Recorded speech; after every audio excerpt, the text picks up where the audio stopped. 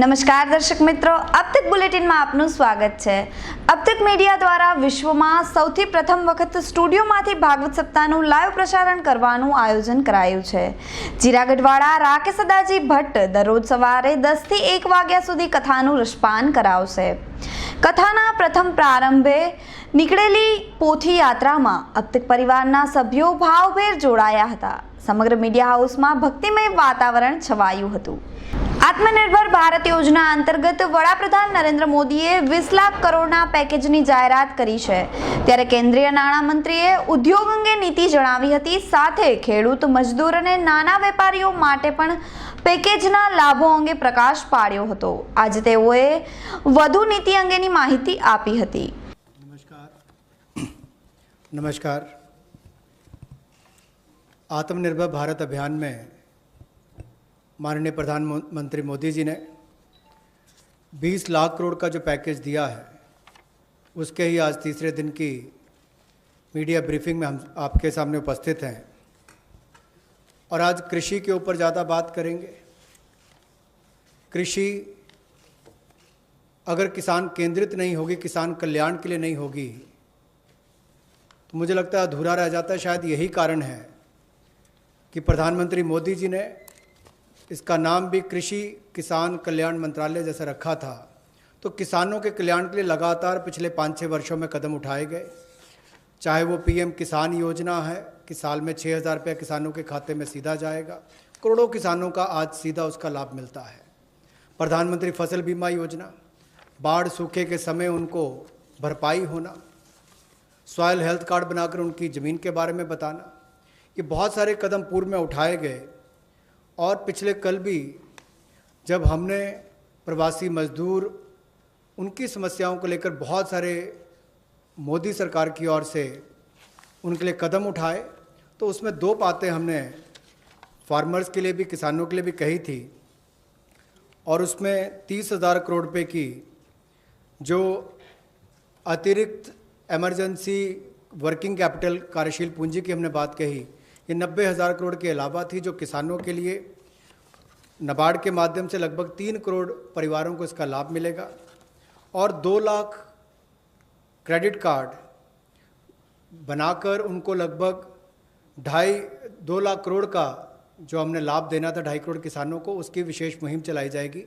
ये पिछले कल हम आपने आपके सामने रखा था। आज कुछ और कदम उस दिशा में हम उठाने वाले हैं, जिसके 11 बिंदु होंगे, उसकी जानकारी अब हम आपको देंगे। कोविड-19 के दौरान पिछले 2 महीनों में बहुत सारे कदम किसानों के हित में उठाए गए और न्यूनतम समर्थन मूल्य देने के लिए लगभग 74,300 करोड़ रुपया खर्च किया गया, जो सीधा किसानों को गया है उनकी खरीद करने के लिए उत्पाद की। और इसके अलावा जो पीएम किसान योजना है, उसके अंतर्गत 18,700 करोड़ रुपया पिछले 2 महीनों में किसानों के खाते में सीधा डाला गया है। फसल बीमा योजना के माध्यम से भी जो उनके क्लेम्स मिलने थे, वो 6,400 करोड़ रुपए के क्लेम किसानों को मिले हैं। और यही नहीं, पशुपालन एक बहुत महत्वपूर्ण हिस्सा है किसान की ज़िंदगी का, एक अतिरिक्त आय का साधन बनने के लिए। लेकिन दूध की खपत कम हुई और कुल 360 लाख लीटर दूध जो प्रतिदिन पहले वो खरीदते थे, उसकी बजाय 560 लाख लीटर प्रतिदिन उन्होंने दूध खरीदा है, जिसके चलते कुल मिलाकर 5,000 करोड़ रुपए की एडिशनल लिक्विडिटी की जो मदद है, वो 2 करोड़ किसानों को इस योजना के माध्यम से की गई। और कुल मिलाकर 2% जो है वो ब्याज अनुदान उनको दिया गया। और जिन्होंने जल्द पेमेंट की, प्रॉम्प्ट पेमेंट की है या इंटरेस्ट सर्विस समय पर किया है, उनको अतिरिक्त ब्याज अनुदान 2% और दिया गया है। तो कुल मिलाकर 2 करोड़ किसानों को 5,000 करोड़ रुपये का लाभ इसमें हुआ, उनको भुगतान हुआ है।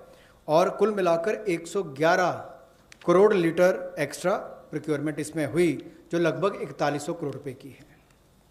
और जो रेयरिंग हैचरीज जिनकी एक्सपायरी 31 मार्च को हो रही थी, उसको 3 महीने की एक्सटेंशन दे दी गई है। और बाकी ऑपरेशंस भी मरीन कैप्चरिंग के लिए जो थे उनको, और एक्वाकल्चर के लिए जो रिलैक्सेशन देनी थी वो भी दी गई। और जो 4 घोषणाएं हमने इनको लेकर पहले की थी, उनको भी लागू कर दिया गया है।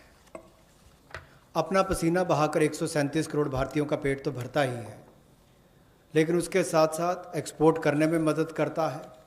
लेकिन भंडारण की कमियां होने के कारण कई बार और मूल्य संवर्धन के अवसर ना होने के कारण कमी रह जाती थी।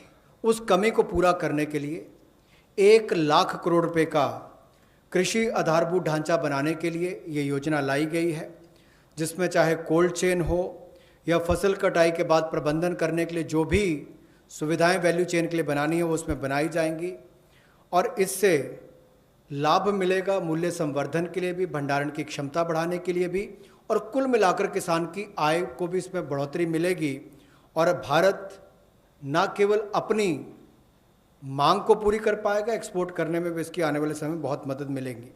और ये जो है इसका जो लाभ होगा वो प्राइमरी एग्रीकल्चर कोऑपरेटिव सोसाइटीज़ हो, फार्मर प्रोड्यूस ऑर्गेनाइजेशंस हो जो किसान उत्पादक संघ हैं, या कृषि उद्यमी हो, स्टार्टअप्स हों, एग्रीगेटर्स हों जो इंफ्रास्ट्रक्चर कृषि के क्षेत्र में लाते हैं, ये सब इनके माध्यम से आधारभूत ढांचा कृषि के क्षेत्र में उनके फार्म गेट पर खड़ा किया जाएगा ताकि इन सुविधाओं का लाभ मिल सके और इस फंड को जल्दी क्रिएट करके शुरुआत की जाएगी। કોરોના મહામારીને લઈને રાજ્યના નાયબ મુખ્યમંત્રી નીતિનભાઈ પટેલે પત્રકારોને માહિતી આપી હતી। તેઓએ જણાવ્યું હતું કે રાજ્ય સરકાર હાલની સ્થિતિ અંગે નિષ્ણાંત ડોક્ટરોનું માર્ગદર્શન લઈ રહી છે। નોટિફાઈ કરી અને કોરોનાના બધા જ દર્દીઓની સારવાર ત્યાં કરવામાં આવે છે। રાજ્યમાં એક સાથે સૌથી વધુ દર્દીઓ જો કોઈ જગ્યાએ સારવાર મેળવતા હોય તો એ 1200 બેડની હોસ્પિટલમાં મેળવે છે, જે બીજી જગ્યાએ દાખલ ન થઈ શકતા હોય એટલા સિરિયસ દર્દીઓ અહીંયા દાખલ કરવામાં આવે છે અને અમદાવાદ શહેરના મોટાભાગના વિસ્તારના કોર્પોરેશન તરફથી મોકલેલા ઓપીડીમાંથી આવેલા દર્દીઓની અહીંયા સારવાર કરવામાં આવે છે। સરેરાશ આશરે 800 થી 900 દર્દીઓ અહીંયા સતત 24 કલાક સારવાર મેળવે છે। આનો જે આઈસીયુ વોર્ડ છે એમાં પણ અંદાજે 150 થી આજુબાજુની સંખ્યાના દર્દીઓની સતત આઈસીયુમાં પણ સારવાર આપવામાં આવે છે।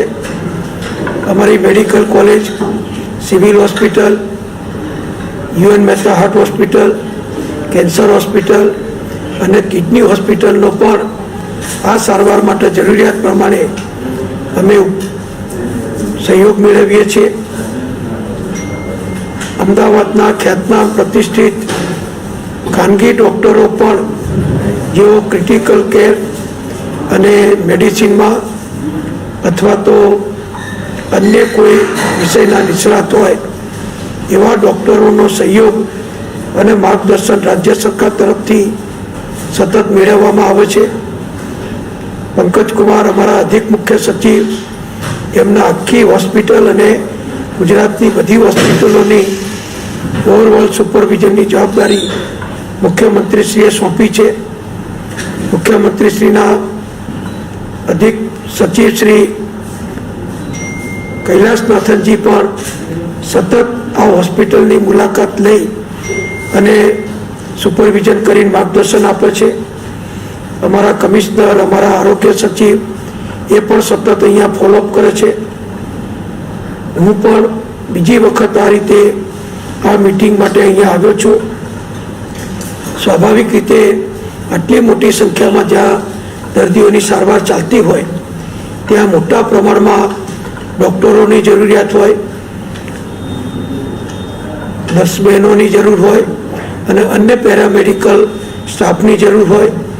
એ બધું જ સતત નિયમિત જળવાઈ રહે એની પણ સુપરવિઝનની કામગીરી તાજેતરમાં ડૉક્ટર પ્રભાકરને રાજ્ય સરકારે સોંપી છે।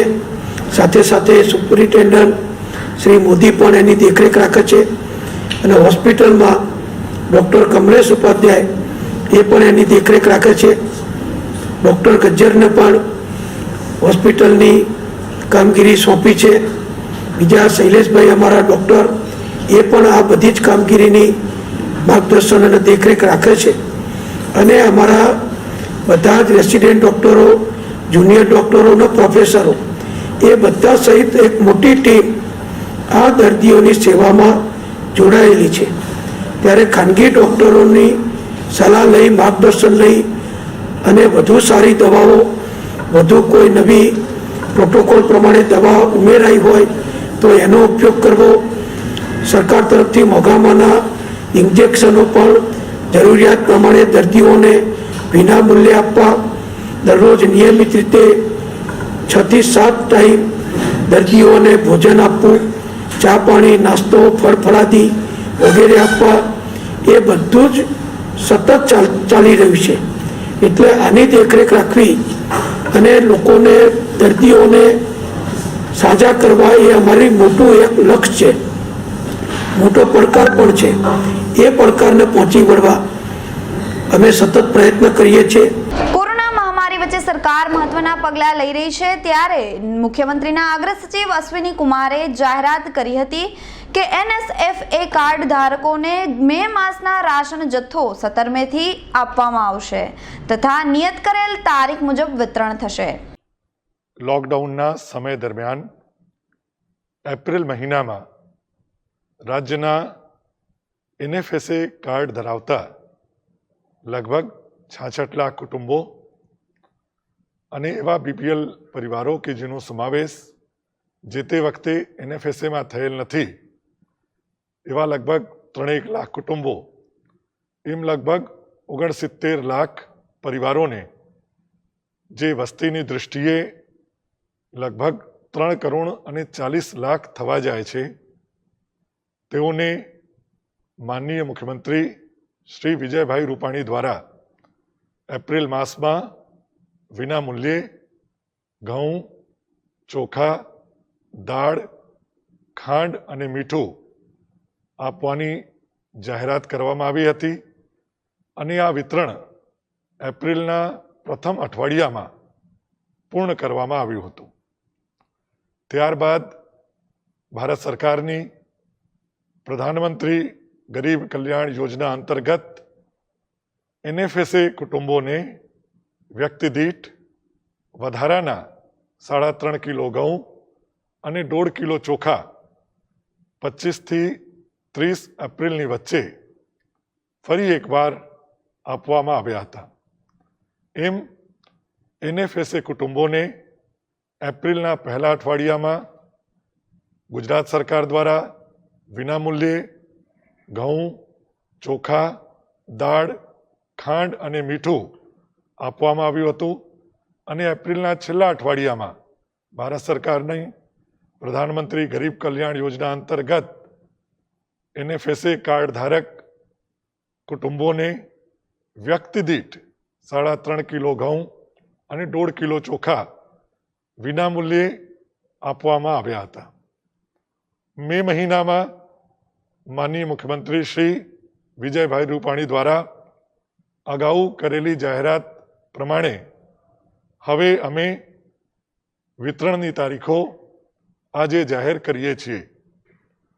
NFSAના કાર્ડ ધારક કુટુંબોને મે મહિનામાં ઘઉં, ચોખા, દાળ, ખાંડ અને મીઠું એ એપ્રિલમાં જે રીતે આપવામાં આવ્યા હતા એ જ રીતે મે મહિનામાં પણ વિના મૂલ્યે મફતમાં આપવામાં આવશે.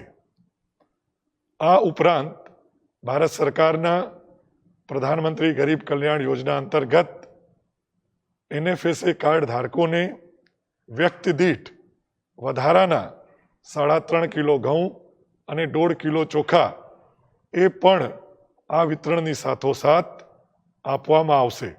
એટલે હવે જે વિતરણ શરૂ કરવા જઈ રહ્યા છીએ એ વિતરણમાં NFSA કાર્ડ ધારકોને નિયત દિવસે એમને મે મહિનામાં જે એમને મળવાપાત્ર ઘઉં અને ચોખાનો જથ્થો છે, ઉપરાંત દાળ, ખાંડ અને મીઠું એ તો વિનામૂલ્યે આપવામાં આવશે જ, ઉપરાંત વધારાના ભારત સરકાર તરફથી વ્યક્તિ દીઠ 3.5 કિલો ઘઉં અને 1.5 કિલો ચોખા એ પણ એકી સાથે આપી દેવામાં આવશે. આ વિતરણની તારીખ એ પ્રમાણે રહેશે.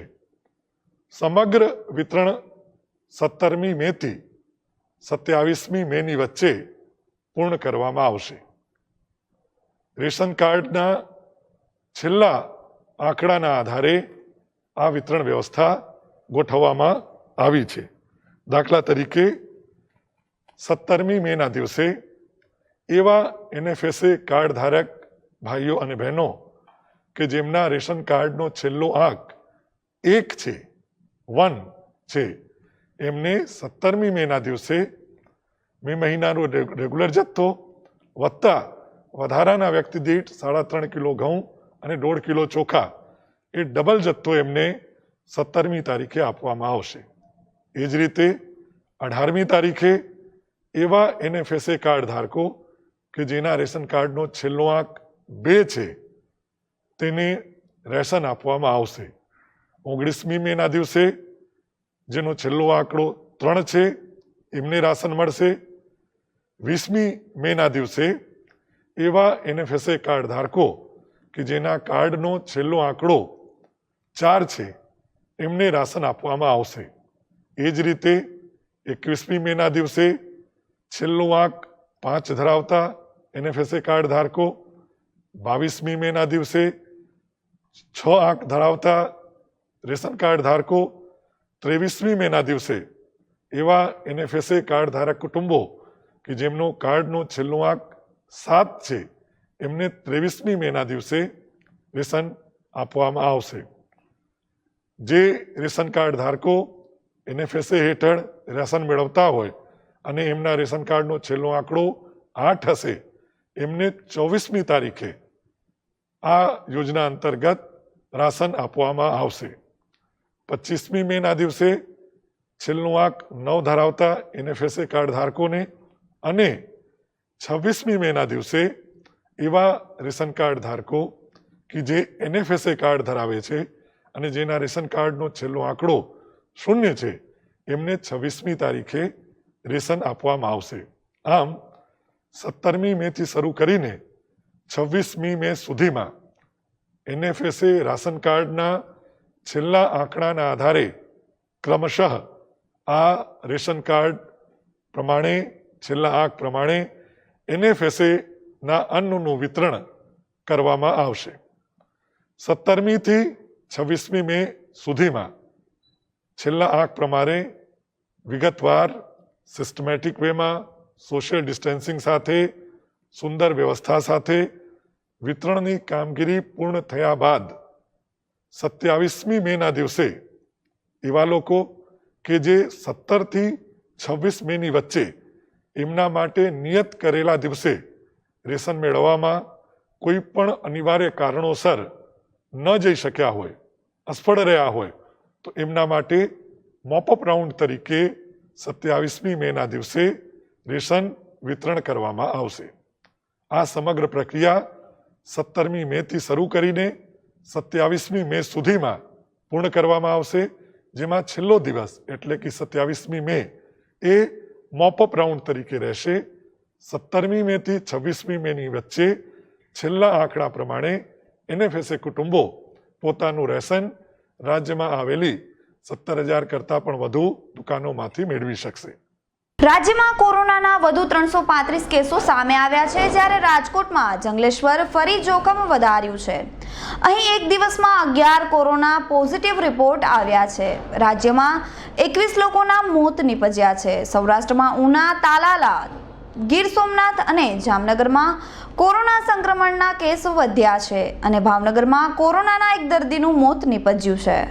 રાજકોટમાં કોરોનાની પરિસ્થિતિ નિયંત્રણમાં આવ્યાની ખુશી હજુ મનાવી ના હતી ત્યાં શહેરના હોટસ્પોટ વિસ્તાર જંગલેશ્વરે ફરી જોખમ વધાર્યું છે. ગઈકાલે લેવામાં આવેલા 121 સેમ્પલમાંથી 110 નેગેટિવ ટેસ્ટ અને 11 પોઝિટિવ કેસો નોંધાયા છે. શહેરના કોરોના પોઝિટિવ કેસની સંખ્યા 74 થઈ છે અને 2 દર્દીઓના મોત નીપજ્યા છે. જંગલેશ્વર વિસ્તારમાં ઘણા સમયથી સેમ્પલના પરીક્ષણની સંખ્યા ઘટાડવામાં આવી. લોકડાઉન દરમિયાન જીવન જરૂરિયાતની ચીજવસ્તુઓ માટે અવરજવરની છૂટછાટ આપવામાં આવી હતી તેમજ જિલ્લા વહીવટી તંત્ર દ્વારા પાસ ઇસ્યુ કરવામાં આવ્યા હતા, પરંતુ જિલ્લા વહીવટી તંત્ર દ્વારા દ્વારા ઇસ્યુ કરવામાં આવેલા પાસ જેવા આબેહૂબ પાસ કાઢી વેચાણ કરતી ગેંગની ધરપકડ રાજકોટ શહેર ક્રાઇમ બ્રાન્ચે કરી છે, જે મામલે મદદનીશ પોલીસ કમિશનર જયદીપસિંહ સરવૈયાએ પત્રકાર પરિષદ યોજી વધુ વિગતો આપી હતી.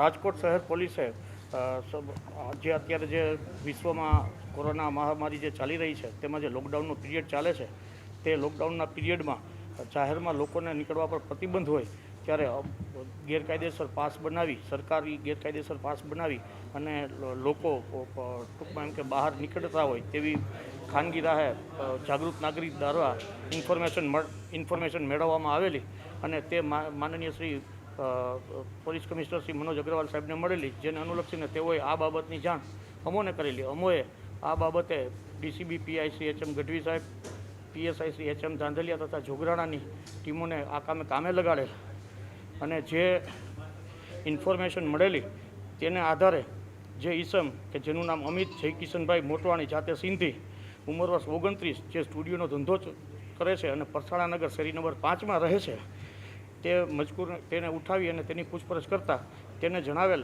કે જે સરકારી વહીવટતંત્ર દ્વારા લોકોને અગત્યના કામ અર્થે જે બહાર નીકળવા માટે પાસ ઇસ્યુ કરવામાં આવે છે તે પાસની ઝેરોક્સ કોપી તેના જે મિત્ર છે તેની પાસેથી તેઓએ મેળવેલ હોય અને તે પોતાના સ્ટુડિયોમાં તેને કોમ્પ્યુટરમાં નાખી અને સ્કેન કરી અને જુદા જુદા વ્યક્તિઓના નામે તે પોતે પાસ ઇસ્યુ કરતો હોય અને વિવિધ પ્રકારની કલેક્ટરશ્રીની જે જાહેરાત જુદી જુદી રીતે છાપવામાં આવતી હોય તેઓના સિક્કા બનાવી અને તેને 300 રૂપિયામાં લોકોને જે બહાર નીકળવા માટેની છૂટ આપતો જે પાસ હોય છે તે બનાવવામાં આવેલ હતો.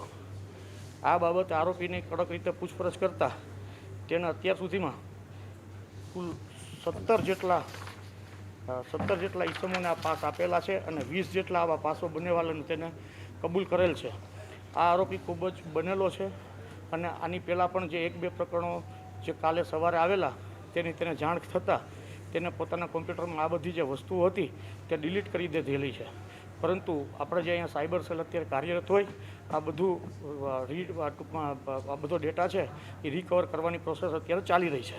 બગસરામાં કોરોના મહામારી વચ્ચે સેનેટાઇઝર કે માસ્કની સુવિધા ન અપાતા એસટી ડ્રાઈવરોમાં કચવાટ ઊભો થયો છે. બગસરા એસટી ડેપોના અનેક બસો અમદાવાદ, સુરત જઈ રહી છે. આ બસો લોકોને તેના વતન પહોંચાડે છે, જો કે સાવચેતીમાં છીંડા જોવા મળ્યા છે.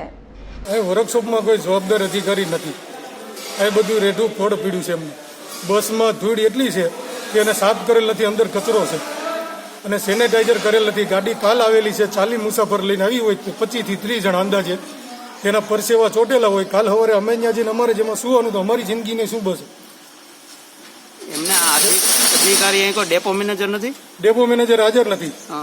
હા, કોઈ એમ કે છે કે અમારી પાસે જવાબદારી નથી. તો જવાબદાર અધિકારી કોણ? તો આ ડેપોમાં રેડ ઉપર આ બસો એટલી બધી છોડે છે કોણ? હવે એ આ લોકોને હેડ મેકિંગની પૂછપરછ કરો કે ભાઈ જવાબદારી કોને આપી છે. ડેપો મેનેજર નથી, કોઈ જવાબદાર અધિકારી તો છે કોણ? છે કોઈ નહીં. અને આ ડ્યુટી લિસ્ટ બનાવ્યું છે તેમાં સહી તો બીજાની બોલી રહી હોય તો ડેપો મેનેજરની હાજરી પુરાઈ છે શું છે બેઠી કૌભાંડ ચાલી રહ્યું છે અહીંયા, જેની ઉચ્ચ અધિકારીએ તપાસ કરવી જોઈએ. ડેપો મેનેજર હાજર નથી, ઉચ્ચ અધિકારી કોઈ તપાસમાં આવતા નથી, ટ્રાફિક શાખાના કોઈ અધિકારી છે જ નહીં. તો આ રેડ ઉપર ક્યાં આધારે ચાલી રહ્યું છે, કોણ સંચાલન કરી રહ્યું છે? હેડમેકને પૂછવામાં આવે છે તો મારી જવાબદારી નથી, તો જવાબદારી કોની? ડેપો મેનેજર તો હાજર નથી, તો હું બધાની બેઠી હાજરી પુરાઈ છે અહીંયા. તપાસ કરવી જોઈએ કોણ કોની ફરજ નિભાવતા નથી, જેની તમામ તપાસ કરી હેડમેકની તપાસ કરી તમામ પગલાં લેવા.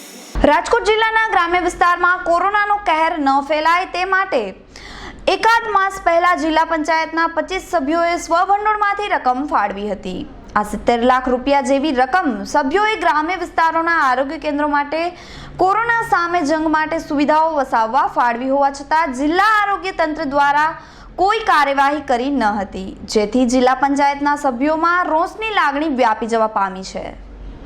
સમગ્ર વિશ્વમાં જ્યારે કોરોનાની મહામારી ચાલી રહી છે ત્યારે જિલ્લા પંચાયતમાં અમારી જે સ્વભંડોળની ગ્રાન્ટ હોય છે એ ગ્રાન્ટમાંથી અમે તમામ સભ્યો, જેમાં ભાજપ અને કોંગ્રેસના તમામ સંયુક્ત સભ્યોએ સાથે મળી અને એક નિર્ણય લીધો હતો કે કોરોનાની મહામારીમાં જે સ્વભંડોળની ગ્રાન્ટ ગામડામાં વાપરવાની થતી હોય એમાંથી જેને જે અનુકૂળ લાગે એટલી ગ્રાન્ટ, એટલે હું માનું ત્યાં સુધી 36માંથી 25 સભ્યો એવા છે કે જે સ્વભંડોળની ગ્રાન્ટ છે એ કોરોનામાં વાપરેલી છે અને અંદાજિત લગભગ 70 કે 80 લાખ રૂપિયા જેવી ગ્રાન્ટ છે એ કોરોનામાં સ્વભંડોળની ગ્રાન્ટ ગામડામાં જે કોઈ આરોગ્ય વિભાગમાંથી એમની માંગણી હતી એ મુજબ અમે વાપરેલ છે. પરંતુ આરોગ્ય વિભાગની વહીવટીતંત્રના અણઘડ નીતિના હિસાબે અમે જે ગ્રાન્ટો વાપરેલી છે, અમે જે ગ્રાન્ટો ફાળવેલી છે એ ગ્રાન્ટનું અત્યાર સુધીમાં કોઈ નિરાકરણ નથી થયું.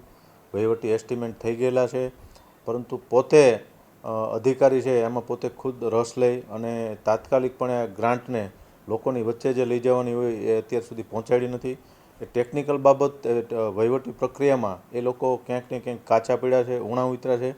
તમામ સભ્યોમાં ખૂબ જ મોટો રોષ છે કે એટલી સ્પીડમાં અમે જે રીતે વહીવટી પ્રક્રિયા ઝડપથી થાય અને ગ્રાન્ટ લોકો સુધી પહોંચે અને આ કોરોનાની ગંભીર મહામારીમાં લોકોને આ ગ્રાન્ટ ઉપયોગી થાય, તો આ બાબત છે ધ્યાને રાખી અને વહીવટી તંત્રએ છે એ ઝડપથી ગ્રાન્ટ આપી, પરંતુ આરોગ્ય વિભાગે એ ક્યાંક ને ક્યાંક ગંભીર ક્ષતિ ઊભી કરી અને ગ્રાન્ટ હજી સુધી વાપરેલ નથી. વેરાવળના ભાલકા સોસાયટીમાં કાયમી ગૃહ પ્રવેશથી કંટાળી આધેડનો પુત્ર અને પત્નીએ ખૂન કર્યું છે. પ્રથમ ઝેર પાયું પણ કામ ન બનતા અંતે બોથડ વસ્તુઓ માથામાં મારી લાશ હોડીઓ પાસે ફેંકી દીધી. આ ઉપરાંત પોલીસે હત્યા કરનાર મૃતકના પુત્ર અને પત્નીની ધરપકડ કરી છે. 10 તારીખે સવારે પોલીસને જાણકારી મળી કે વેરાવળ બંદરમાં જે બંદર હમણાં બંધ છે અને પાણીમાંથી ઉપર જે ચડાવેલી બોટો છે ત્યાં કોઈ છે નહીં, તો ત્યાં એક લાશ મળી છે. તો એની આપણે વિગતવાર તપાસ કરતાં એવું આપણને જાણવા મળ્યું કે આ જે મર્ડર જે છે એ લાકડાના ધોકો મારીને થયું છે અને 9મી તારીખના રાત્રે આ બનાવ બનેલો છે. ત્યારબાદ આપણે આગળ તપાસ કરતાં આપણને જાણવા મળ્યું કે આ જે મરણ જનાર છે પ્રવીણભાઈ ડાલકી, એમની ઉંમર 45 વર્ષ છે. એમની આ જે મર્ડર છે એમના પુત્રએ કર્યું છે, સમીરભાઈ દાલકી, એમને આપણે અરેસ્ટ કર્યા છે. અને જોડે જોડે આ જે મરણ જનારના વાઈફ છે એમને પણ આપણે અરેસ્ટ કર્યા છે. અને આપણી પાસે એવા એવિડન્સ છે કે આમનો ઘરે ઘણા ટાઈમથી ઝઘડો ને એવું ચાલતું હતું. આ મરણ જનાર જે છે એ પરિવારને મારતા, ઉછીના પૈસા લેતા અને એ બાબતે એમનું ઘણા ટાઈમથી મંદુક ચાલતું હતું. અને એ બાબતથી કંટાળીને પહેલાં તો આ છોકરાએ એમને દવા પીવડાવી છે, ઝેરી દવા પીવડાવી છે. અને એનામાંથી મૃત્યુ ન થતાં એ એક બીજા ભાઈ પાસે જૂઠું બહાનું કરીને કે ભાઈ આમની તબિયત સારી નથી એવું કરીને હું એમને ક્યાંક લઈ જાઉં છું એવું કરીને બાઇક ઉપર બેસાડીને આ જગ્યાએ લઈ આવ્યા છે. અને પછી એમને ત્યાં લાકડાનો ધોકો જે પાસે પડ્યો હતો એ શોધીને એમના માથા પર મારીને મૃત્યુ કર્યું છે. લોકડાઉન દરમિયાન કર્મચારીઓને પગાર, પ્રોવિડન્ટ ફંડ વગેરે ચૂકવણી કરવાની ઉદ્યોગકારોની જવાબદારી અંગે અનેક મતમતાંતરો પ્રવર્તે છે. જેથી આ અંગે ઉદ્યોગકારોને માર્ગદર્શન આપવા greater Rajkot chamber of commerce and industries દ્વારા 16 શનિવારના રોજ વેબિનારનું આયોજન કરવામાં આવ્યું છે. જે અંગે વિગતો આપવા ગ્રેટર ચેમ્બરના પ્રમુખ ધનસુખભાઈ વોરા સહિતના પદાધિકારીઓએ અપતિક મીડિયા હાઉસની મુલાકાત લીધી હતી. ગ્રેટર રાજકોટ ચેમ્બરના પ્રમુખ ધનસુખભાઈ વોરા છું. મારી સાથે બે અમારા ઉપપ્રમુખ છે, રાજીવભાઈ દોશી અને કાંતિભાઈ જાવિયા. આજે અમે આવતીકાલે 16 તારીખે એક વેપાર ઉદ્યોગને ઉપયોગી થાય એવો એક સેમિનાર કરી રહ્યા છીએ. જે હાલના તબક્કે જે માણસોને વેતન અને પ્રોવિડન્ટ ફંડને આ ચૂકવણા કરવાના છે જે એ અંગે માર્ગદર્શન મળી રહી એ અર્થે 4 પેનલ મેમ્બરો, એક્સપર્ટ આ વિષયના એવા 4 પેનલ મેમ્બરો દ્વારા વેબ ઉપર સેમિનાર કરનાર છીએ. એમાં એક છે આપણે ઉદ્યોગ industries regional manager Shri Pandya સાહેબ, બીજા છે પ્રોવિડન્ટ ફંડમાંથી શેખ સાહેબ, નહીં એડવોકેટ છે કાયદાના નિષ્ણાત પંકજભાઈ દેસાઈ અને દીપકભાઈ દવે.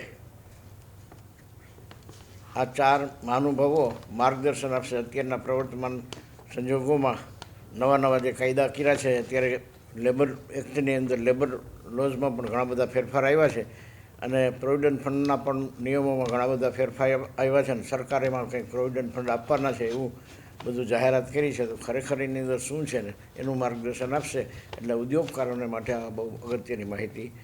જૂનાગઢ અને પાલિતાણાના વકીલે જાહેરાત કરી છે કે લોકડાઉનમાં અનેક લોકો સામે જાહેરનામા ભંગની ફરિયાદો થઈ છે. લોકડાઉનમાં બહાર નીકળતા લોકો અને મંજૂરી વગર વતન ફરતા લોકો સામે પણ પોલીસ કેસ થયા છે. મજબૂરીમાં લોકો વતન જતા હોય છે, જેથી આવા લોકો માટે કોઈ ફી વગર કેસ લડવા જૂનાગઢ અને પાલિતાણાના વકીલે જાહેરાત કરી છે. જૂનાગઢ બાર એસોસિએશનના સેક્રેટરી અને સમસ્ત બ્રહ્મ યુવા સંગઠન જૂનાગઢના સુપ્રીમો જયદેવ જોશીએ સરકારમાં રજૂઆત કરી છે કે લોકડાઉનમાં જાહેરનામા ભંગના કેસો થયા છે તે પાછા ખેંચવામાં આવે, નહીંતર કોરોનાની મહામારી અને લોકડાઉન જેવા કપરા સમયમાં લોકો દ્વારા અજાણતા થઈ ગયેલા જાહેરનામા ભંગ અંગેના ગુના સામે પોતે એક પાઈ પણ લીધા વગર વિનામૂલ્યે કેસ લડી આપશે તેવી જાહેરાત કરી છે.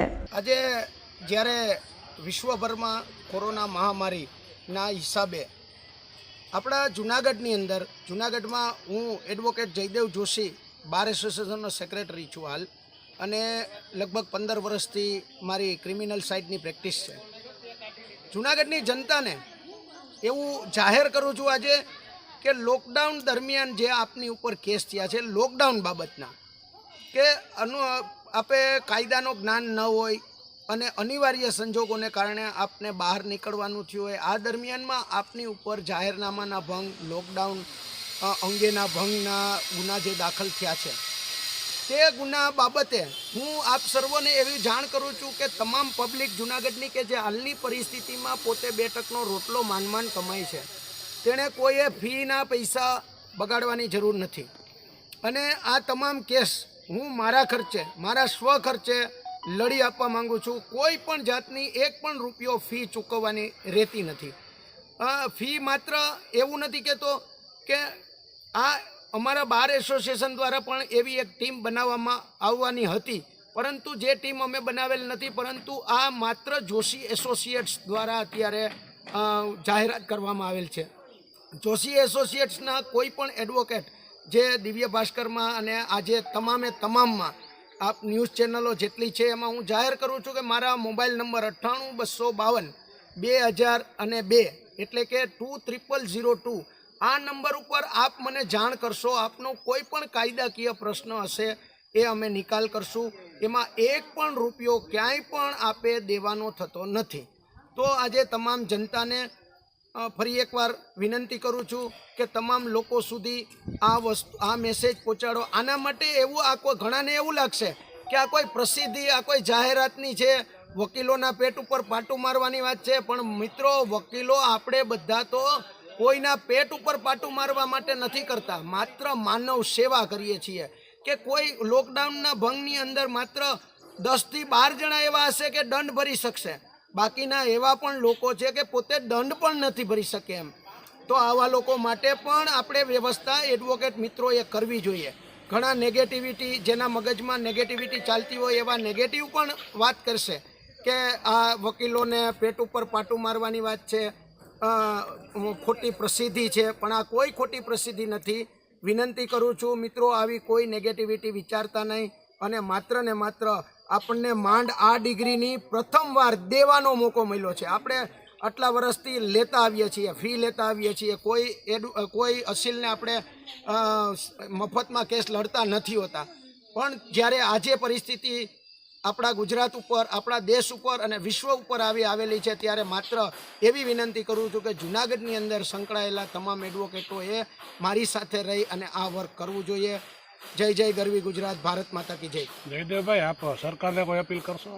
જી, એ પણ હકીકત છે કે મારે સરકારશ્રીને પણ પત્ર લખવાનો થાય છે કે જેટલા કેસ લોકડાઉન દરમિયાન થયેલા છે એ કોઈ ક્રિમિનલ કેસીસ નથી, એ કોઈ ક્રાઇમ કરવા માટે નીકળેલા નથી. લોકડાઉન ભંગના જેટલા કેસ છે એ સરકાર પરત ખેંચે તેવી પણ માંગણી અહીંથી અમે કરશું. અને સમસ્ત બ્રહ્મ યુવા સંગઠન તથા બાર એસોસિએશન દ્વારા પણ આ વસ્તુને અમે સરકાર તરફ અમારો લેટર લખી અને માંગણી મૂકશું. પાલિતાણા યુવા એડવોકેટ શૈલેષ સિયાળના મત મુજબ લોકડાઉનમાં લોકોને કારણ વગર ઘરની બહાર નીકળવા પર પ્રતિબંધ ફરમાવવામાં આવ્યો છે. આવા સંજોગોમાં ઘણા લોકો જાણે અજાણે લોકડાઉન દરમિયાન જાહેરનામાના ભંગનો શિકાર બન્યા હોય છે.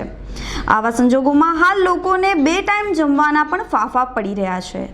ત્યારે લોકડાઉન કેસ લડવા માટે વકીલોને ફી ચૂકવવી પડે તેથી સ્થિતિનું નિર્માણ થયું છે. ત્યારે તેઓ આવા તમામ જરૂરિયાતમંદ પાલિતાણા અદાલત હુકુમ હેઠળ આવતા કેસોને વિનામૂલ્યે લડી આપશે.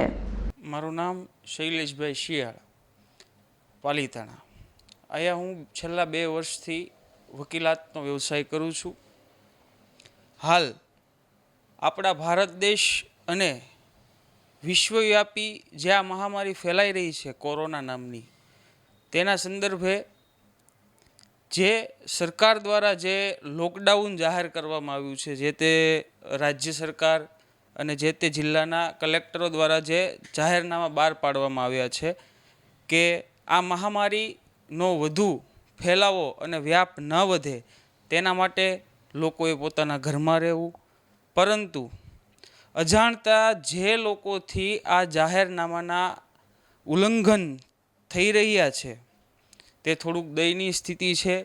કાયદાનો ભંગ થાય તે અમાનવીય કૃત્ય ગણવામાં આવે છે, પરંતુ અજાણતા જે કૃત્ય થઈ ગયા છે, કોઈને કાયદાનું જ્ઞાન નથી હોતું, તેના લીધે તેવા જરૂરિયાતમંદ લોકો માટે મેં આ સેવા ચાલુ કરી છે કે જેનાથી અજાણતા આ ગુનાઓ થયા છે, જેમાં આઈપીસી કે એટલે કે ભારતીય દંડ સંહિતા, પછી ડિઝાસ્ટર મેનેજમેન્ટ એક્ટ અને તેના અન્વયે જેટલા પણ કલમો અન્વયે જે ગુનાઓ નોંધવામાં આવ્યા છે, એપિડેમિક ડિઝીઝ એક્ટ 2005, તેના તમામ જે કેસો થયા છે તે વિનામૂલ્યે જરૂરિયાતમંદ લોકોને અમે આ સહાય પૂરી પાડવા માંગીએ છીએ. હાલ આપણા દેશના તમામ વોરિયર્સ એટલે કે ડૉક્ટર્સ, પોલીસ પ્રશાસન, આર્મી,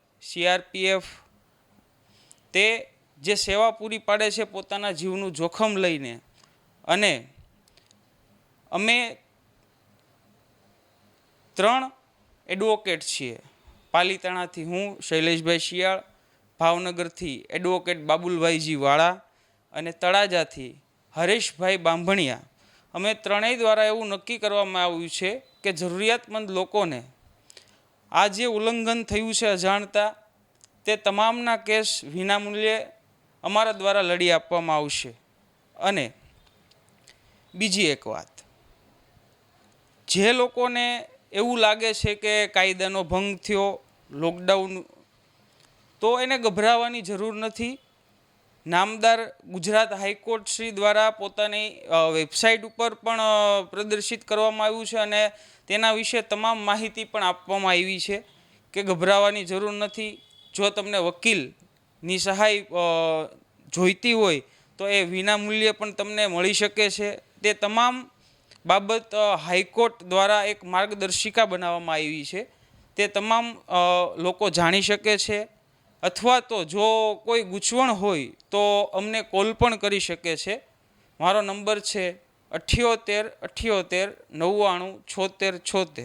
વડોદરામાં પ્રી મોન્સૂન એક્ટિવિટી કરવાની રજૂઆત કરાઈ છે, ત્યારે કોર્પોરેટર અમીબેન રાવત દ્વારા મ્યુનિસિપલ કમિશનરને આ અંગે રજૂઆત કરાઈ છે. શહેરમાં કોરોના વાયરસને લઈને જે લોકડાઉન છે, રસ્તાઓ ખાલી છે, એવા સમયે કોર્પોરેશને પ્રી મોન્સૂનની કામગીરી કેમ અટકાવી રાખી છે? તમને યાદ હશે તો પાછલા વર્ષમાં 2 વાર બરોડા શહેર ડૂબી ગયું. અભૂતપૂર્વ વરસાદ હતો એક વાત છે, પણ જ્યારે બરોડા ડૂબ્યું ત્યારે તો 4 થી 5 ઇંચ વરસાદ હતું અને બરોડા ડૂબી ગયું હતું. તમામ એક્સપર્ટ્સે ઓબ્ઝર્વ કરેલું કે વરસાદી પાણી કાંસ અને નદી સુધી પહોંચી નહોતું શક્યું, અને એના પછી જે નદી વિશ્વામિત્રી નદીમાં અને કાંસોમાં જે એન્ક્રોચમેન્ટ છે, એ એન્ક્રોચમેન્ટના કારણે 3 થી 4 દિવસ સુધી બરોડા શહેરમાંથી પાણી ઉતર્યું નહોતું. અત્યારે એક બાજુ કોરોનાની પરિસ્થિતિ છે. આવા સમયમાં જ્યારે જો પૂરની પરિસ્થિતિનું નિર્માણ થાય, લોકોને સાથે શેલ્ટર હોમ્સમાં રહેવું પડે તો કેટલી ગંભીર પરિસ્થિતિ થશે એની પરિકલ્પના કરવી બી અઘરી છે. ત્યારે હું અત્યારે આપના મારફતે અને મેં આજે એક આવેદનપત્ર બી લખ્યું છે. એ આવેદનપત્રના મારફતે હું બરોડા શહેરના કમિશનર અને કલેક્ટરને ડિમાન્ડ કરું છું કે તમે વિશ્વામિત્રી નદી અને બરોડાના તમામ કાંસ, ભૂકી કાંસ, રૂપારેલ કાંસ, મસિયા કાંસ, તમામ કાંસોના જે બી દબાણ હોય દબાણ તાત્કાલિક ધોરણે હટાવો. જો ગયા વર્ષની પરિસ્થિતિ જેવી પરિસ્થિતિ આ વર્ષે બી થશે તો બરોડા આ બેવડો કોરોના ને આ બેવડો માર સહન નહીં કરી શકે. અત્યારે જ્યારે બધું લોકડાઉન છે તો સરસ ઓપોર્ચ્યુનિટી છે કે તમામ વરસાદી કાંસોને તમામ સફાઈ માટે ખુલ્લો મેદાન મળી રહ્યું છે. કોર્પોરેશને તાત્કાલિક પગલાં લઈને આ તમામ દબાણ ખોલવા જોઈએ. ખાસ કરીને હું અગોરા મોલના જે દબાણ છે એના માટે હું સ્ટ્રેસ કરવા માગું છું કે છેલ્લા 1 વર્ષથી એની ઇન્ક્વાયરીની નામે, એની માપણીના નામે ઠાગાઠૈયા કરીને જાણી જોઈને જે બિલ્ડરને છાવરવામાં આવ્યા છે. હવે હદ થઈ ગઈ છે. સામે ચોમાસું છે. ગયા ચોમાસા પહેલાં બી અમે વોર્નિંગ આપેલી, નહોતા હટાયા દબાણ અને પૂરમાં બરોડા ડૂબી ગયું. અડધું બરોડા એ દબાણોના લીધે જ ડૂબેલું. હું આપના મારફતે અને મારા આવેદન પર મારફતે હું અત્યારે વિનંતી કરું છું કે તમે તાત્કાલિક ધોરણે આ તમામ દબાણ ખોલો, નહીં તો કોરોનાના બીમારીના લોકડાઉન વચ્ચે બી આંદોલન કરવા અમારે મજબૂર થવું પડશે. સાબરકાંઠા જિલ્લામાં આવેલ ઈડર પાંજરાપોળ ખાતે લોકડાઉનને લઈને ઘાસચારાની અછત સર્જાય છે. મજૂર ન હોવાથી ઘાસચારો પૂરતો મળી શકતો નથી. ઈડર ખાતે આવેલ પાંજરાપોળમાં 1764 જેટલા પશુઓ રાખવામાં આવ્યા છે. હાજી, અત્યારે લોકડાઉનની પરિસ્થિતિ છેલ્લા લગભગ 1.5-2 મહિનાથી ચાલી રહી છે. અમારી પાંજરાપોળ સંસ્થામાં અંદાજે 1800-2000 પશુઓ નાના મોટા છે બધા. ઘાસચારો એના માટે અમે લીલા ઘાસની ગાડીઓ 2 નિયમિત મંગાવતા હતા, પણ આગળ બી મજૂરોની તકલીફ હોવાના કારણે મજૂર ના મળે એવું બને એટલે સપ્લાયર એવું કહે કે ભાઈ આજે ગાડી બની શકે નહીં, એટલે કોઈક વાર એક ગાડી બી આવે તો અમારી પાસે જે રિઝર્વ સ્ટોક હોય એમાંથી સૂકું ઘાસ દેવું પડે. પણ એમાં કોઈ ઘાસચારાના અભાવે પશુઓના મૃત્યુ થયા હોય એવું નથી બન્યું. આ વસ્તુ તકલીફ પડે છે, પણ એના કારણે બહુ અઘરી તકલીફ થઈ ગઈ હોય, બહુ મુશ્કેલીમાં આવી ગયા એવું નથી. અને આ લોકડાઉનના કારણે મજૂરો ન મળવાના કારણે અમને બી લોકલ જે સ્થાનિક મજૂર હતા એ બી નથી આવતા, રાજસ્થાનના મજૂર હતા એ બી નથી આવતા, એટલે એ બી અમને તકલીફ પડે છે. પણ થોડી દાતાઓનો સહકાર, આજુબાજુના ખેડૂત વર્ગનો સહકાર અને એમાંથી ઘાસચારાની અમને પુરવઠો મળી રહે છે, એટલે પશુઓને એ પ્રમાણે ભૂખમરાથી કોઈ પેલું તકલીફ પડતી હોય એવું નથી બન્યું. મારું નામ અંબાલાલ પટેલ છે અને હું ટ્રસ્ટી છું. શ્રી ઈડર પાંજરાપોળ સંસ્થા ખાતે 1762 અત્યારના હયાત પશુઓ છે. લોકડાઉનની પરિસ્થિતિને લીધે ઘાસચારાના લીધે કોઈ પશુનું હજી સુધી મૃત્યુ થયું નથી. ગુજરાત સરકાર તરફથી 25 રૂપિયા પશુ દીઠ સબસિડી જાહેર કરી હતી. એનો 1 હપ્તો 10 રૂપિયા પ્રમાણે સંસ્થાને મળી ગયો છે અને બાકીનો હપ્તો ઝડપી મળે એવી સરકારશ્રીને રજૂઆત છે તો પશુઓને જીવનદાન મળી શકે. રૂપેશભાઈ શાહ, ઈડર પાંજરાપોળ સંસ્થા મેનેજર. ઈડર પાંજરાપોળમાં જ્યારે અબતકની ટીમ આવી છે ત્યારે આ લોકડાઉનના કારણે જે ઘાસચારાની જે તંગી પડી છે એ અહીંયા જે સંસ્થાના સંચાલકો છે એમને પૂછવામાં આવતા કે જે લોકડાઉનના સમયમાં જે બહારથી જે ઘાસચારો આવતો હતો એ ઘાસચારો ઓછો થઈ ગયો છે, કારણ કે જે મજૂરો જે મળતા ન હતા એના કારણે, અને બીજું કે ટ્રાન્સપોર્ટેશન જે બંધ છે એના કારણે પણ ઘાસચારો આવતો ન હતો. આમ ગુજરાતના જે પાંજરાપોળ છે જે ઢોરો માટે જે ઘાસચારો જે આવતો હતો, જે દાન જે આવતું હતું ઘાસનું, એ મહદઅંશે ઓછું થયું છે. સંજય દીક્ષિત, સાબરકાંઠા, અબતક ન્યૂઝ. લોકડાઉન દરમિયાન વૃદ્ધો અને ગંગા સ્વરૂપ બહેનોને સરકાર દ્વારા અપાતી પેન્શન સહાયને બહેનોના ઘરે જઈ આપવામાં આવી હતી. સાથોસાથ એઈપીએસ સ્કીમ વિશે પણ રાજકોટ હેડ પોસ્ટ ઓફિસના હેડ પોસ્ટ માસ્ટર દ્વારા માહિતી આપવામાં આવી હતી. હાલ રાજકોટમાં 6.64 કરોડ રૂપિયાની સહાય 14,300 એકાઉન્ટમાં લાભાર્થીઓને આપવામાં આવી છે. લોકડાઉન દરમિયાન પોસ્ટ ઓફિસ દ્વારા નવા 2,410 એકાઉન્ટ ખોલવામાં આવ્યા છે. આ તકે પોસ્ટ ઓફિસના 200 જેટલા પોસ્ટમેન આ સેવાઓમાં કામગીરી કરી રહ્યા છે. અત્યારની સિચ્યુએશન જોઈને જેમ સરકારશ્રી તરફથી આદેશ છે કે ભાઈ તમે સોશિયલ ડિસ્ટન્સિંગ રાખો, એકબીજાના સંપર્કમાં ન આવો, એને ધ્યાનમાં રાખીને અમે એવી સેવા ચાલુ કરી છે કે તમે ઘર બેઠા પોસ્ટ ઓફિસ થ્રુ ગમે તે બેંકમાં તમારું ખાતું હોય એમાં આધાર સાથે લિંક હોય તો તમે બેંક પોસ્ટમેન ઘરે આવીને તમને વિથડ્રોલ કરી શકશે અને પોસ્ટ ઓફિસની તમામ સેવાઓ તમે ઘર બેઠા એક રિક્વેસ્ટ થ્રુ તમે મેળવી શકશો, જેના લીધે પબ્લિક એકઠી ન થાય અને તમને પોસ્ટ ઓફિસનો પણ લાભ મળી શકે. આપ અત્યાર સુધીમાં કેટલા વિધવા બહેનોને સહાય પહોંચાડી છે? મેં આશરે 70 થી 80 વિધવા બહેનો છે જે ચાલી શકે એમ નથી, કે જે બહાર અત્યારે કનેક્ટિવિટી નથી, રિક્ષા ન મળી શકે કે એવું કાંઈ હોય, અમે ત્યાં ઘર ડોર સ્ટેપ સુધી જઈને એમને પહોંચાડેલ છે. એમને કેવું લાગે જ્યારે આપ આવતા હોય ને આપ એમની નાણાકીય જે જરૂરિયાત છે ને પૂરી કરતા? એમને તો એવું લાગે છે કે જાણે કોઈ ફરિશ્તા આવ્યા હોય, કે જાણે કે અત્યારે બહાર નીકળવું પોસિબલ નથી અને ઘર બેઠા તમને પૈસા મળી શકે અને તમે રોજબરોજની વસ્તુ તમે લઈ શકો, એટલે એને એમ થાય છે કે ફરિશ્તા આવ્યા છે. અમને ઘણી દુઆ મળે છે એના માટે. તમને પોતાને કેવું લાગે છે આ સેવા કરવા બદલ? હા, અમે દરેક નાગરિકને અત્યારે પોતાના મનથી સમજે છે અને અમને પણ એવું થાય છે કે ભાઈ અમે સારું કામ, થોડું ઘણું કામ કરીએ છીએ, આટલું કરીએ છીએ, પણ છતાં એવું લાગે છે કે હજી ઘણું બાકી છે કરવાનું. સર, કોરોનાને લઈ જે લોકડાઉનની સ્થિતિ સર્જાણી છે ત્યારે પોસ્ટ ઓફિસ દ્વારા ઘણા ખરા કહેવાય કે સરાહનીય પગલાં લીધા, કામગીરી કરવામાં આવી છે. એમાં એક કામગીરી તો એ કે જે વૃદ્ધ લોકો હોય કે જે વિધવા પેન્શન જે યોજનામાં તે તમામને ઘરે પહોંચાડીને જે પોસ્ટમેને કામગીરી કરી છે સાહેબ, તો આપણા રાજકોટની વાત કરીએ તો કેટલા ખાતાઓમાં કે કેટલા લોકોને આ સહાય પહોંચાડવામાં આવી છે? રાજકોટ ડિસ્ટ્રિક્ટ ખાતે ટોટલ 14,300 એકાઉન્ટ છે અને એમાં લગભગ 6,65,00,000 જેવું પેમેન્ટ અમે ઘરે બેઠા અને પોસ્ટ ઓફિસ થ્રુ અમે કરેલું છે આ જે લોકડાઉન પીરિયડ દરમિયાન. બરાબર.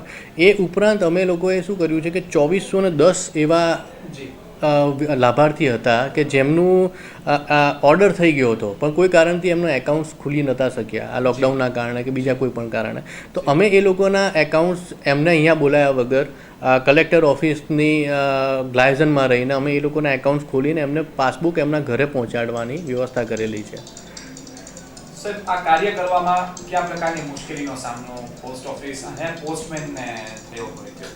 આમ તો આ વસ્તુ છે કે એક મોટિવેશનની જરૂર હોય છે કે અત્યારે જે બધા લોકો કામ કરી રહ્યા છે, ડૉક્ટર્સ કરી રહ્યા છે, બરાબર, પોલીસ કર્મી કરી રહ્યા છે, એવી રીતે અમે લોકો અમારા સ્ટાફને બી અમે લોકોએ એ વસ્તુ મોટિવેટ કર્યો છે કે ભાઈ અત્યારે એક ચાન્સ છે કે જે અત્યારે આપણે શું કે સ્ટેન્ડ ટુ ઓકેઝન થવાનું છે.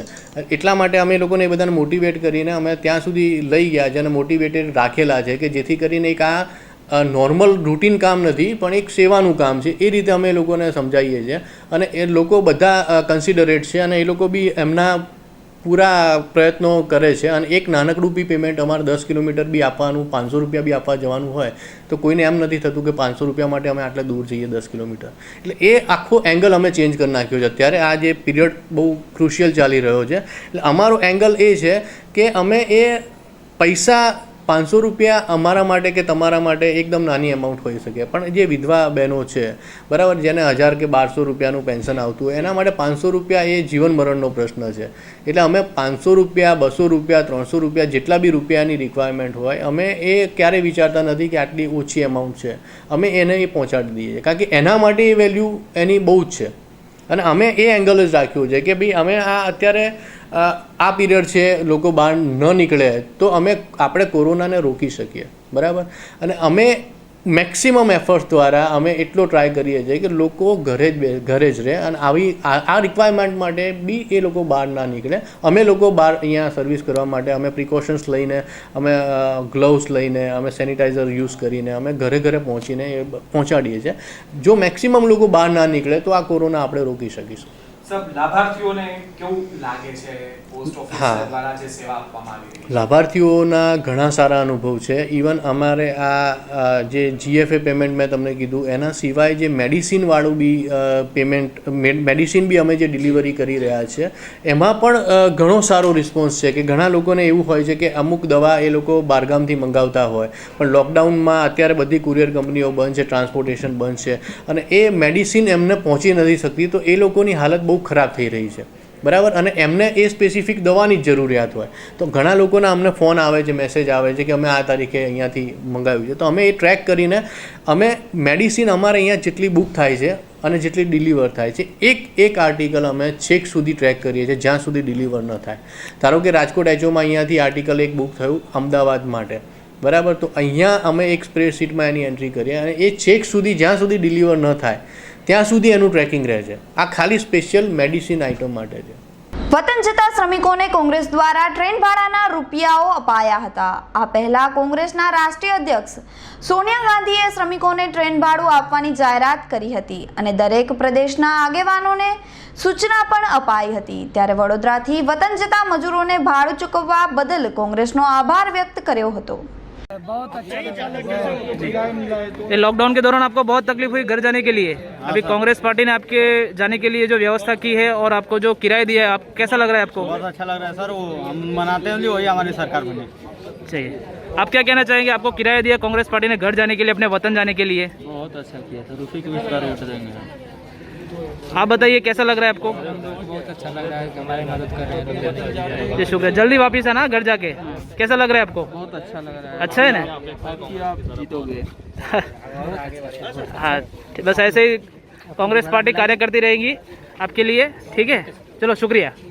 को किराया मिला है तो अच्छा लग रहा है. यहाँ खाने का पैसा नहीं है, यहाँ पे हमारा इतना हेल्प किया हमें बहुत बहुत. मैं आपको सबको लाख लाख शुक्रिया करना. कांग्रेस पार्टी के सोनिया गांधी जी ने जो ये मुहिम चलाई है आप सब के लिए, वो आप सब बताना अपने देश में जाके. जी जरूर बताएंगे. अब कैसा लग रहा है आपको? अच्छा लग रहा है. सोनिया गांधी जी ने जो पैसा भिजवाया आप तक पहुंच गया है. अब अपने वतन जाके फिर से इधर आना अच्छी तरह, जब ये कोरोना खत्म हो जाए फिर से बड़ौदा की सेवा के लिए आप आना. ઓખામાં 1240 પરપ્રાંતીય મજૂરો વતન જવા રવાના થયા છે. ત્યારે સાંસદ પૂનમબેન માડમ અને ધારાસભ્ય પબુભા માણેકે સ્પેશિયલ શ્રમિક ટ્રેનને લીલી ઝંડી આપી હતી. મજૂરોની રેલવે સ્ટેશન પર આરોગ્ય ચકાસણી થઈ હતી અને ભોજન તથા ફૂડ પેકેટ અપાયા હતા. ઓખાથી ઉત્તર પ્રદેશ જોનપુર સુધીની શ્રમિક વિશેષ ટ્રેન આજે તારીખ 14/5/2020ના ગુરુવારના બપોરે 3 વાગ્યે પૂનમબેન માડમ અને શ્રી પબુભા માણેકે લીલી ઝંડી આપી આ યાત્રાનો પ્રારંભ કર્યો હતો. જેમાં ઓખા મંડળ દેવભૂમિ દ્વારકા તથા પોરબંદર અને જૂનાગઢમાં વસતા પરપ્રાંત શ્રમિકો અને યાત્રિકો વગેરે કુલ 1240 મુસાફરોને લઈ જવામાં આવેલા. એક મુસાફરનું ભાડું 540 રાખેલ, જેમાં તમામ મુસાફરોને વિનામૂલ્યે ભોજન અને પાણીની વ્યવસ્થા કરવામાં આવી હતી. ઉદય, કાનપુર અને લખનઉ જઈ ઉત્તર પ્રદેશ જોનપુર પહોંચાડશે. જે રાજ્યમાં રહેલા અને તેઓ જ્યાં જઈ રહ્યા છે તે બંને રાજ્યો વચ્ચે સંમતિ બાદ જ બુકિંગ કરવામાં આવેલ. શ્રમિકો ટ્રેનમાં બેસે તે પહેલાં સુનિશ્ચિતપણે તેમનું યોગ્ય સ્કેનિંગ કરવામાં આવેલ અને ઓખા સ્ટેશને આવેલા તમામ યાત્રિકોને ધારાસભ્ય શ્રી પબુભા માણેક અને પૂનમબેન માડમે તેમની યાત્રા સફળ રહે તેવી શુભેચ્છા આપી હતી. રાજુલાના દાતરડી ગામે ધારાસભ્ય અમરીશ ડેરની રજૂઆતથી ચેકપોસ્ટ બનાવાઈ છે. જિલ્લા બહારથી આવતા તમામ લોકોની આરોગ્ય ચકાસણી આ ચેકપોસ્ટ પર થશે, તેમજ હોમ ક્વોરન્ટાઇન કરવાની પ્રક્રિયા પણ અહીં થશે. બહારથી આવતા લોકો માટે અહીં નાસ્તો અને ભોજનની વ્યવસ્થા ધારાસભ્ય દ્વારા કરાઈ છે. આ હતા આજના બુલેટિન. આવતીકાલે ફરીથી મળીશું. ત્યાં સુધી મને રજા આપો અને જોતા રહો અબ તક. નમસ્કાર.